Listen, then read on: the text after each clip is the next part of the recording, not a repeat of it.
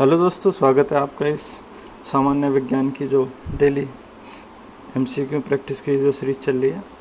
और आज है लेक्चर नंबर 07। इससे पहले 6 लेक्चर ऑलरेडी हो चुके हैं, तो आप उन्हें जाके देख सकते हैं।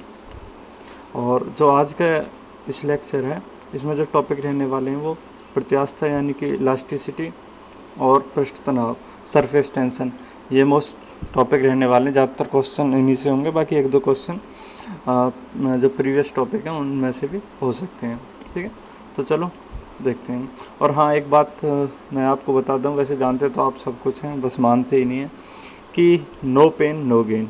मतलब अगर कोई आपको तकलीफ़ नहीं हो रहा, कोई दर्द नहीं हो रहा, तो आपको कुछ, इसका मतलब ये कुछ मिल भी नहीं रहा। तो अगर आपको कुछ पाना है तो उसके लिए थोड़ा बहुत आपको पेन तो लेना पड़ेगा, तकलीफ़ होंगी, प्रॉब्लम आएंगी, बट उन सब को पार करके आपको आगे बढ़ना है। तो चलो देखते हैं। तो इससे पहले हम ऑलरेडी 135 क्वेश्चन कर चुके हैं लास्ट 6 लेक्चर्स के अंतर्गत, और आज क्वेश्चन नंबर 136 यानी कि 137 करेंगे। तो प्रश्न है कि हुक का सिद्धांत निम्नलिखित में से किससे संबंधित है? ऑप्शन ए द्रव दाब से, ऑप्शन बी प्रत्यास्था से, ऑप्शन सी रेडियोधर्मिता से, ऑप्शन डी इनमें से कोई नहीं। तो जिसका सही आंसर है वो है ऑप्शन बी। लेकिन हमने यहाँ पे सही आंसर तो बता दिया, लेकिन ये आपको रटना नहीं है, समझना है। तो सबसे पहले हम हुक का सिद्धांत समझेंगे, उसके बाद फिर प्रत्यास्था को समझेंगे। तो हुक का सिद्धांत क्या है? तो हुक क्या थे? एक वैज्ञानिक थे जिन्होंने एक थ्योरी दी। उन्होंने क्या थ्योरी दी कि जो प्रतिबल होता है वो विकृति के अनुक्रमानुपाती होता है। विकृति, इस यहाँ विकृति लिख देते हैं। तो जो प्रतिबल है वो विकृति के अनुक्रमानुपाती होता है। तो ये तो हो गया हुक का सिद्धांत। या इसके बाद प्रत्यास्था को समझते हैं। प्रत्यास्था को इंग्लिश में क्या कहते हैं? इलास्टिसिटी कहते हैं। जैसे अगर कोई रबड़ की चीज़ है, अगर हम उसको थोड़ा एक साइड को टिल्ट कर देते हैं, उस पर फोर्स लगा के, तो वो टेढ़ी हो जाती है। लेकिन जैसे ही हम उससे फोर्स हटाते हैं, यानी कि हाथ हटा लेते हैं, तो वापस वहीं आ जाती है। अगर इसका बिल्कुल डेली लाइफ में एक एग्जांपल से समझें, तो जैसे कपड़ों में इलास्टिक का यूज़ किया जाता है, तो उसको क्या होता है, खींचते हैं तो वो खिंच जाती है, लेकिन जैसे ही उसको छोड़ देते हैं तो वो वापस अपनी जगह पे आ जाती है। तो यही क्वालिटी, यही जो गुण है, वो क्या कहता है पदार्थों का? यही गुण प्रत्यास्था कहलाते हैं, यानी कि इलास्टिसिटी कहलाती है। तो इसी इलास्टिसिटी के ऊपर ही ये हुक का सिद्धांत दिया गया था, हुक के द्वारा। क्या कि प्रतिबल जो विकृति के अनुक्रमानुपाती हो। प्रतिबल यानी कि उस पर जितना फोर्स लगाएंगे तो, और विकृति मतलब उसकी आकृति में उतना ही चेंज होगा। ठीक है, ये आपको समझ में आ गया होगा अच्छे से। नेक्स्ट क्वेश्चन है क्वेश्चन नंबर 137।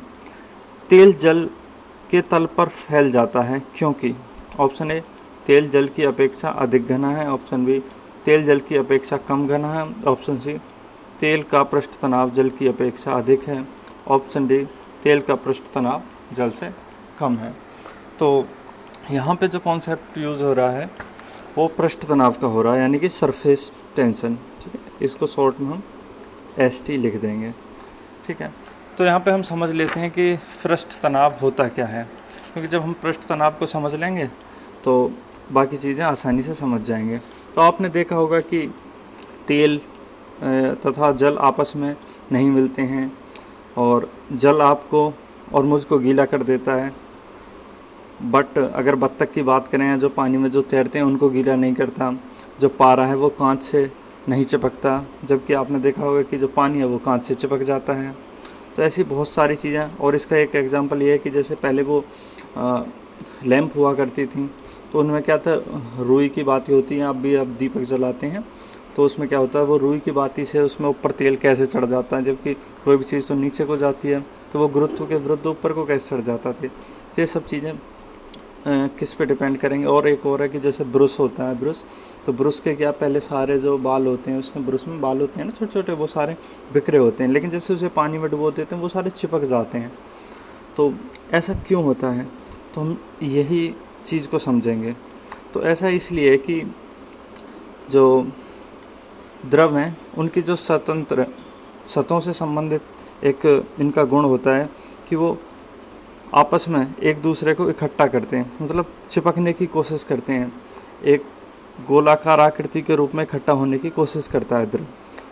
ठीक है, और ये जो गुण होता है ये सभी द्रवों में ही होता है, ठोस और गैस में ये गुण नहीं होता, क्योंकि इनका जो एक स्वतंत्र पृष्ठ होगा, किसका, द्रवों का। और इनका जो आकार और आकृति की बात करें तो इनका जो आकार है और आकृति वो निश्चित नहीं होता है, क्योंकि अगर द्रव को किसी भी बर्तन में या पात्र में उड़ेल देंगे या उस डाल देंगे तो वो उसी की आकृति का हो जाता है, लेकिन वो अपने आप को बांधे रखने की कोशिश करता है। आपने देखा होगा जो बूंद होती है कहीं पानी बिखेर देंगे वो कोशिश करेगा आपस में इकट्ठा रहने की, हालांकि अगर उस पर कोई फोर्स लग रहा है तो अलग अलग हो जाएगा, बट वो कोशिश करता है आप एक जगह बने रहने की। तो यही जो गुण है किनका, द्रवों का, वो क्या कहलाता है, पृष्ठ तनाव कहलाता है, यानी कि सरफेस टेंशन कहलाता है। जबकि गैसों में क्या होता है कि इनका कोई स्वतंत्र पृष्ठ नहीं होता है, तो इसलिए इनमें ये गुण नहीं होता है। तो ये आपको समझ में आ गया पृष्ठ तनाव, ठीक है। तो अब इसका क्या है कि तेल जल की सतह, तेल जल के तल पर फैल जाता है। जैसे आप अगर पेट्रोल या कुछ भी मिट्टी का तेल कुछ भी डालेंगे अगर जल की सतह पे, तो वो क्या फैल जाता है। तो इसका रीज़न क्या है, तो इसका जो सही आंसर है वो है ऑप्शन डी, तेल का पृष्ठ तनाव जल से कम है। अब इसको हम प्रैक्टिकली समझते हैं। ये यूपीपीसीएस में पूछा गया है कि अगर इसका, जैसे ये जल है, ठीक है, और ये मिट्टी का तेल है, अगर इसका पृष्ठ तनाव ज़्यादा है तो ये अपने आप को बांधे रखता है, इकट्ठा रखता है, फैलने नहीं देता है। और ये मिट्टी का तेल है तो ये क्या है, इसका पृष्ठ तनाव कम है, तो जिसकी वजह से चारों तरफ फैल जाता, अपने आप को उतना नहीं बांध पाता। तो आप ये चीज़ आपको समझ में आ गई होगी, ठीक है। तो इसका सही आंसर ऑप्शन डी। इसके बाद नेक्स्ट क्वेश्चन देखते हैं, क्वेश्चन नंबर 138। क्या है कि साबुन द्वारा निर्मलन का क्या सिद्धांत है। निर्मलन का मतलब है वॉशिंग, सीधा सीधा जो हम कपड़े वपड़े धुलते हैं, साफ़ सफाई करते हैं, वो ही है बस, ठीक है, वॉशिंग। हिंदी में जो वर्ड होते हैं वो डिफ़िकल्ट रखते हैं, ठीक है। तो ऑप्शन ए पृष्ठ तनाव, ऑप्शन बी प्लवन, ऑप्शन सी श्यानता, ऑप्शन डी प्रत्यास्था। ये एनडीए 2013 में पूछा गया है। तो जो इसका सही आंसर है वो है ऑप्शन ए। तो ये कैसे सही होगा इसको समझ लेते हैं। तो जैसे हम, जैसे पानी है, पानी में अगर हमने यहाँ वॉशिंग पाउडर मिला दिया इसमें, तो क्या है कि जो पानी का पृष्ठ तनाव वो कम हो जाता है। और जब पृष्ठ तनाव कम हो जाएगा तो पानी अपने आप को ज़्यादा नहीं बांध पाएगा, वो थोड़ा खुला खुला हो जाएगा। और जो कपड़ों के अंदर तक या किसी भी चीज़ पर डालेंगे तो उसके अंदर अच्छे से पहुँच जाएगा, सीधे ना। अगर वो नहीं बांधेगा तो वो छोटे छोटे टुकड़ों में हो जाएगा, छोटे छोटे, और अगर बांध लेगा तो एक बड़ा हो जाएगा, जैसे बड़ी बूंद बनेगा। जबकि अगर उसमें ये क्या कोई वॉशिंग पाउडर मिला देंगे तो वो क्या है, या साबुन भी एज ए लाइक यहाँ वॉशिंग पाउडर ही समझो, वो भी धुलने के ही काम आता है। तो वो क्या, उसका पृष्ठ तनाव कम कर देगा और वो अपने आप को बांधने की जो उसकी शक्ति है वो कम हो जाएगी और वो कपड़े के अंदर तक चला जाएगा, डीप चला जाएगा और उसकी अच्छे से वॉशिंग कर देगा, ठीक है। ये आपको समझ में आ गया होगा। इस वक्त क्वेश्चन नंबर 139, 139। वर्षा की बूंद का आकार गोलाकार किस कारण से होता है। ऑप्शन ए श्यानता, ऑप्शन बी पृष्ठ तनाव, ऑप्शन सी प्रत्यास्था, ऑप्शन डी गुरुत्व। एसएससी 2012 में पूछा है। तो इसको मेरे हिसाब से बताने की ज़रूरत नहीं है, आप खुद ही समझ गए होंगे। क्योंकि वो बूंद क्या है कि वर्षा की जो बूंद है वो कैसे बनी है, क्योंकि पानी अपने आप को बांधने की कोशिश करेगा तो इसलिए वो एक गोलाकार बिल्कुल आकार ले लेता है। और इसका सही आंसर हो गया ऑप्शन बी पृष्ठ तनाव। इसके बाद क्वेश्चन नंबर 140। एक द्रव बूंद की प्रकृति गोल आकार लेने की होती है जिसका कारण है वही ऑप्शन ए पृष्ठ तनाव। तो इसे शॉर्ट में कर देते हैं बिना टाइम वेस्ट करिए, एसएससी 2011, ठीक है। तो आपकी इस टॉपिक पे इतनी प्रैक्टिस हो जाए कि आपको इस बस जो भी इस टॉपिक पृष्ठ तनाव पे कोई भी प्रश्न आए इससे बाहर नहीं होगा, ठीक है, आप उसको आसानी से कर पाएंगे। Question number 141। स्थिर पानी में मिट्टी का तेल डालने पर मच्छर कम हो जाते हैं। मच्छर लिखा है इसमें, क्योंकि यह प्रजनन में बांधा डालता है। ऑप्शन डी मच्छरों के लिए उच्च विष है, ऑप्शन सी लार्वा के सांस में बांधा डालता है, ऑप्शन डी मच्छरों को भगाता है। ये आरआरबी में रेल में पूछा है, ठीक है, स्टेशन मास्टर में 2003। तो करता क्या है, जैसे ये पानी है, अगर पानी के ऊपर हम मिट्टी का तेल डाल देंगे तो क्या मिट्टी का तेल उस पर फैल जाता है। और उसका फैल क्यों जाता है, क्योंकि उसका जो पृष्ठ तनाव है वो कम होता है, इससे उस पर वो फैल जाएगा। जब फैल जाएगा तो मच्छर उस पर जो क्या बैठेंगे तो अंडे देंगे। अच्छा, अंडे उसके लार्वा के रूप में अंडे देते हैं, तो वो लार्वा क्या है, इस पर नष्ट हो जाता है, किस पे, मिट्टी के तेल के ऊपर, क्योंकि वो चारों उस पर फैल जाता है, ऊपर डूबता तो है नहीं तेल उसमें पानी में। तो इसलिए इसका सही आंसर हो गया ऑप्शन सी। इसके बाद नेक्स्ट क्वेश्चन है 142, 142। प्रश्न है कि पानी से निकालने पर शेविंग ब्रश के बाल आपस में चिपक जाते हैं, इसका कारण है। तो मैंने अभी आपको स्टार्टिंग में जब मैं पृष्ठ तनाव समझा रहा था सरफेस टेंशन, तो आपको बताया था कि ब्रश जैसे पानी में डुबो के बाहर निकालते हैं तो उसके सारे जो बाल होते हैं आपस में चिपक जाते हैं। तो इसका सही आंसर क्या होगा? ऑप्शन ए पृष्ठ तनाव, ऑप्शन बी श्यानता, ऑप्शन सी प्रत्यास्था, ऑप्शन डी घर्षण। इसका सही आंसर है ऑप्शन ए पृष्ठ तनाव। पृष्ठ तनाव केवल द्रवों में पाया जाता है, ये ध्यान रखना। ये SSC CPO जो SSC सब इंस्पेक्टर के लिए एग्ज़ाम कराती है ना, उसमें पूछा गया 2008 में। इसके बाद क्वेश्चन नंबर 143 143। स्थिर गति से जा रही खुली कार में बैठा एक बालक गेंद में हवा में सीधे ऊपर फेंकता है, मतलब गेंद को हवा में सीधे ऊपर फेंकता है। खुली कार ऐसे मान लो कोई ट्रक है, कोई वैसी जो ऊपर से खुला है, ठीक है, उसमें कोई बालक बैठा और वो हवा में गेंद को उछाल देता है। तो गेंद क्या करेगी फिर? गेंद जब गिरेगी नीचे तो ऑप्शन ए उसके पीछे गिरेगी, उसके सामने, उसके हाथ में, ऑप्शन डी उसके बगल में। तो इसका सही आंसर ऑप्शन सी, वो उसके हाथ में ही वापस आएगी। कारण ये है कि जो लड़का बैठा है, जो गाड़ी तो चल रही है, तो जो लड़का बैठा है वो भी उसके गाड़ी के सापेक्ष गति में, और गाड़ी के सापेक्ष तो स्थिर, लेकिन वैसे तो रोड के सापेक्ष तो वो भी गति में है जैसे, और गेंद उसके हाथ में है, तो जो एनर्जी उसमें है वही गेंद में है। लेकिन जैसे वो उसको उछालता है तो ये बहुत शॉर्ट पीरियड के लिए घटना होती है, तो जिसकी वजह से क्या है कि जो एनर्जी उसमें रहती है काइनेटिक, वो उतनी की उतनी बनी रहती है, और गेंद क्या है कि वापस उसी के हाथ में आ जाती है। तो इसे सापेक्षता का सिद्धांत कहते हैं। तो उसकी वजह से क्या है कि वापस गेंद उसी के हाथ में आ जाती है। हाँ, अगर ऐसा हो कि गेंद बहुत ऊपर जाए और उसको बहुत टाइम लगे वापस आने में, तो क्या होगा कि गेंद पीछे जाके गिरेगी। ठीक है, ये आपको समझ में आ गई। इसके बाद नेक्स्ट क्वेश्चन नंबर 144 144। तो प्रश्न है कि एक व्यक्ति पूर्णतः चिकने बर्फ के क्षैतिज समतल के मध्य में विराम स्थिति में है, तो न्यूटन के किस नियम का उपयोग करके वह अपने आप को तट तक ला सकता है? मतलब कोई व्यक्ति है, वो बर्फ़ की एक समतल सतह पर बीचों बीच में है, तो वो कैसे आएगा किनारे पे?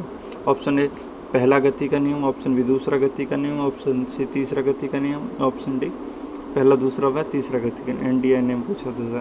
तो पहला क्या, जड़त्व का नियम, तो उसका उपयोग होगा नहीं इसमें। दूसरा नियम F बराबर m वाला, उसका भी इसमें कोई नहीं। तो ऑप्शन सी है तीसरा गति का नियम, इसका इसमें यूज होगा। इसमें क्या है कि क्रिया प्रतिक्रिया का नियम, जब वो क्या है कि कोई क्रिया करेगा तो वो क्या फिसलेगा उस पर, जिसकी वजह से वो तट तक फिसल कर आ जाएगा। इसके बाद क्वेश्चन नंबर 145 145। इसमें क्या है कि कपूर के छोटे छोटे टुकड़े जल की सतह पर क्यों नाचते हैं? ऑप्शन ए पृष्ठ तनाव के कारण, ऑप्शन बी श्यानता के कारण, ऑप्शन सी कपूर का यह गुण है, ऑप्शन डी जल के घनत्व के कारण। तो क्या है कि जैसे कपूर का एक टुकड़ा है, ठीक है, इसको पानी में डाल देंगे, ऐसे छोटे छोटे के टुकड़े डाल दिए, ठीक है, तो ये क्या है कि इसमें बहुत जल्दी से जल में पिघलता है कपूर। तो जब ये पिघलेगा तो जैसे ये पिघल गया और ये पहले पिघल गया, एक कोना इसका, दूसरा थोड़ा कम, तो इसका जो पृष्ठ तनाव है वो क्या हो जाएगा, कम हो जाएगा, इसका ज़्यादा रहेगा। फिर क्या, दूसरा वो पिघल जाएगा इसका, तो एक दूसरे का कम ज़्यादा होता रहता है, और जिसकी वजह से ये क्या है कि नाचता हुआ दिखाई देता है हमें कपूर का जो टुकड़ा है। और ये तब तक क्रिया चलती रहेगी जब तक वो पूरी तरह से वो पिघल नहीं जाएगा। तो इसका सही आंसर हो गया ऑप्शन ए पृष्ठ तनाव के कारण। इसके बाद क्वेश्चन नंबर 146 है। तो क्या है, जब शुद्ध जल में डिटर्जेंट डाला जाता है तो पृष्ठ तनाव, तो मैंने आपको भी बताया SSC 2011 में कि डिटर्जेंट डालने से पानी में उसका क्या पृष्ठ तनाव कम हो जाता है। तो इसका सही आंसर हो गया ऑप्शन बी घट जाता है। तो इसमें ज़्यादा कुछ है ही नहीं। इसके बाद क्वेश्चन नंबर 147। तो 147 है कि साबुन को जल में घोलने पर पृष्ठ तनाव क्या होगा?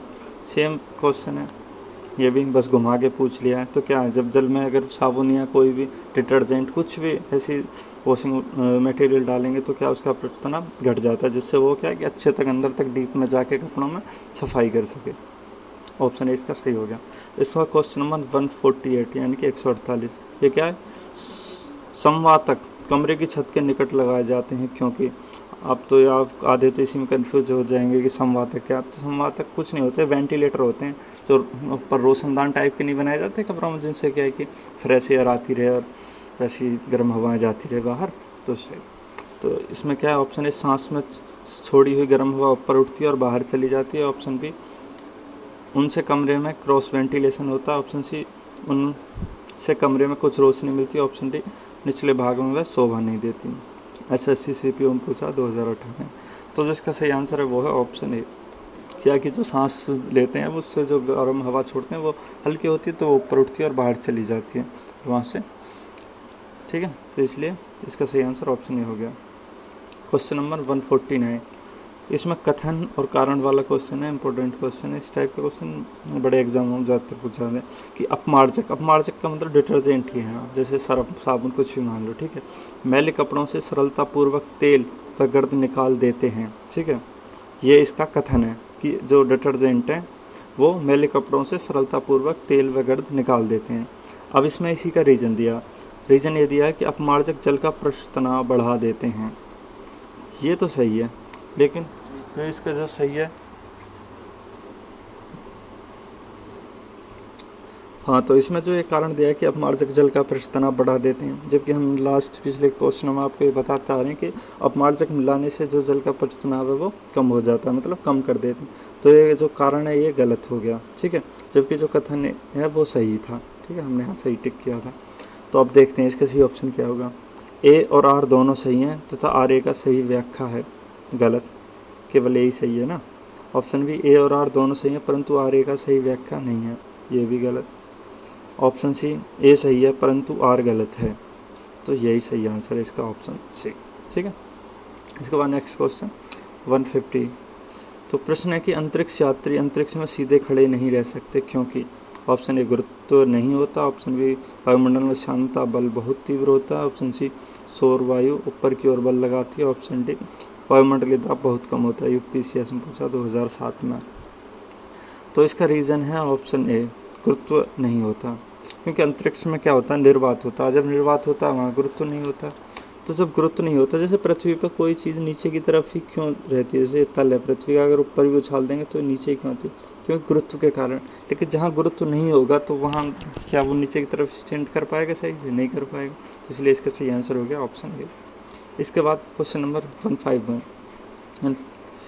यदि केस नली का व्यास दोगुना कर दिया जाए तो इसमें चढ़ने वाला जल सतह की ऊंचाई, चढ़ने वाले जल की सतह की ऊंचाई। ठीक है, तो यहाँ पे केस नली को समझते हैं, और केस नली के साथ ही एक केशत्व का कॉन्सेप्ट होता है, उसको समझेंगे। ठीक है, जैसे जो केस नली है, पहले केस नली का मतलब क्या है, नली क्यों नहीं गया इसको, केस नली क्यों। तो केस नली का मतलब है जो केस मतलब बाल, बाल के समान पतली टाइप की अगर कोई नली मान के हम चल रहे हैं, ठीक है, तो उससे यहाँ पे तुलना की गई है। अगर उसी में ये गुण प्रदर्शित करता है, जैसे मान लो अगर कोई केस नली है, केस नली तो आप समझ गए, मतलब बहुत पतली नली। ठीक है, अगर उसको हम जल में डुबोते हैं तो क्या है कि केस नली में पानी ऊपर चढ़ जाता है, ऊपर की तरफ। ठीक है, लेकिन अगर उस केस नली का व्यास दोगुना कर दिया जाए, जैसे ये सपोज करो ये है केस नली, सॉरी ये इसमें पानी भरा था इसमें। ठीक है, लेकिन अगर ये थोड़ी और जो मोटी, मतलब इसका व्यास बढ़ा दिया, अगर इसमें डाली जाए तो क्या होगा, इसमें जो चढ़ने वाला जल की सतह की ऊंचाई क्या होगी, दोगुनी हो जाती है, आधी रह जाती है, वही रहती है, या शून्य हो जाती है। तो इसमें क्या, जैसे यहाँ इसमें इस एच तक चढ़ रहा था यहाँ तक, लेकिन अगर ये चौड़ी हो जाएगी, इसका व्यास बढ़ा देंगे तो ये सिर्फ यहीं तक चढ़ पाएगा, तो आधा ही। अगर उसकी ये व्यास दोगुना कर दिया तो ये आधी रह जाएगी। तो इसका सही आंसर हो गया ऑप्शन बी, आधी रह जाती है। तो ऑप्शन क्वेश्चन नंबर 152, श्यानता की इकाई है, यानी कि विस्कोसिटी की जो यूनिट है वो क्या है। ऑप्शन ए पवाइज, option B Pascal, option C पवाइजुली, ऑप्शन डी इनमें से कोई नहीं। RRB में पूछा है। तो पास्कल किसकी है, तो दाब की है। ठीक है, तो ये तो वैसे गलत, ऑप्शन ये भी नहीं है, पवाइजुली भी नहीं है। तो इसका सही आंसर है ऑप्शन है पवाइज। पवाइज क्या, विस्कोसिटी की इकाई होती है। ठीक है, इसके बाद क्वेश्चन नंबर 153 है कि जब दो विभिन्न व्यास की केस नलियों को किसी द्रव में ऊर्ध्वाधर डुबोने पर चढ़े द्रव की ऊंचाई, ठीक है, दो भिन्न भिन्न व्यास के केस नलियों, समझ गए ना, सेम यही वाला है, दो भिन्न भिन्न व्यास की, मान लो एक कम व्यास वाली है, ठीक है, और एक ज़्यादा व्यास वाली, दो नली हो गई, दोनों का व्यास अलग अलग है, यानी कि भिन्न भिन्न है, को किसी द्रव में ऊर्ध्वाधर डुबोने पर, मतलब खड़ा है ऐसे करके, चढ़े द्रव की ऊंचाई दोनों केस नलियों में बराबर होगी। ऑप्शन बी अधिक व्यास वाली केस नली में अधिक होगी। ऑप्शन सी कम व्यास वाली केस नली में अधिक होगी। ऑप्शन डी जल के द्रव्यमान पर निर्भर करता है। तो क्या देखा था यहाँ पे, इसका व्यास ज़्यादा था तो इसमें ऊंचाई कम थी, जबकि इसका व्यास कम था तो इसमें ऊंचाई ज़्यादा थी।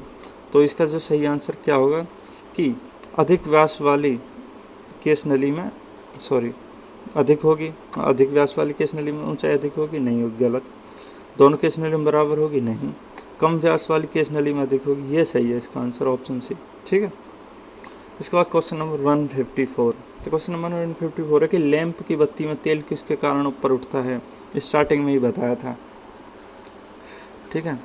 और इसको फिर एक बार यहाँ पे और बता देंगे, ठीक है।